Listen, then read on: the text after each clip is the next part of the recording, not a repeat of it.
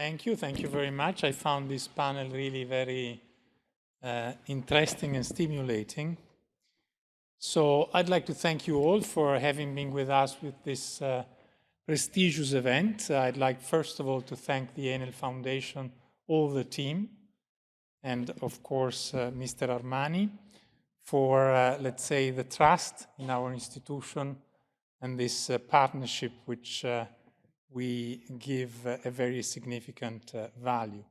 Let me thank all the speakers of tonight, our rector, Francesco Billari, in some way for setting the frame of the conference, to Mr. Armani for the partner's perspective and for clarity of the purpose of this chair, to Francesco, to Professor De Carolis.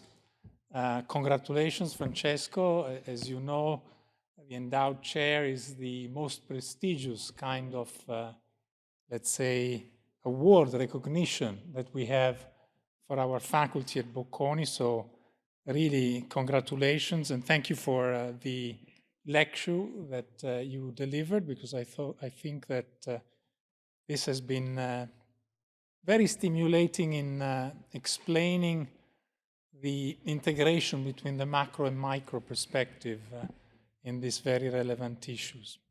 To Professor Schubert, very, very interesting speech, especially for explaining to us the macro implications of transitions, which of course are very difficult to understand both for markets and policies. To Mrs. Cozzi for the relevance of what you do at the agency, which of course plays quite a significant role. And of course to Professor Allena, to Miriam, for moderating the roundtable, which I think was, as I mentioned, very interesting and rich of, at least for me, very useful info. So thank you very much to all. I think that if we want to recap, there are at least 3 lines that I'd like to mention. One is, first of all, that the transition is not only about climate, it's clearly about competitiveness, about security, and about growth and inclusion, which are all very relevant topics that we study and do research on at Bocconi University. The second, which I think is very important, is the cross-discipline nature of the problems that you've been discussing tonight. So not only economics and finance and management, but of course law, regulation, technology, and all these subjects are especially relevant for Bocconi. So I'm happy and glad to see that we can combine different competencies and expertise to address these challenges in a partnership logic. And of course, we also recognize that regulation is moving fast, and of course we have to adapt to that and contribute in terms of policy. This is an institution that quite often gave significant contributions, not only from the legal department, from our Department of Legal Studies, from a number of departments, to the evolution of policies and regulations in Europe and around the world. I'd like to briefly connect, and then I will conclude, to the inauguration of the academic year that we held here at Bocconi just a few months ago. The keynote speech was delivered by Nadia Calvino, the president of the European Investment Bank. And as you know, the EIB is playing quite a crucial role in financing the transition. It's actually playing a crucial role in some pilot programs to bolster the formation of a more liquid and integrated market for long-term renewable energy contracts, the kind of PPAs that Francesco described in his lecture. So I think there is a clear connection. Second, the speech that Mrs. Calvino gave to our students during the inauguration was very much inspired by a vision for Europe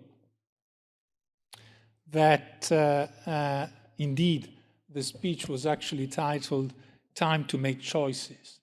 And I think that as it clearly emerged from the panel discussion, Europe can and must play a leadership role in the transition process and in the discussion of these topics, with new players also becoming more and more relevant. I'm thinking about China, which is doing more and more in these issues.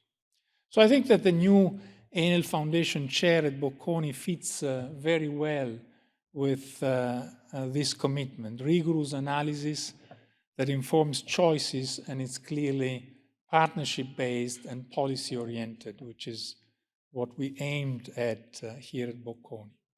So to conclude, just three very quick lessons, if I may. One is partnership as a method, which I think is crucial.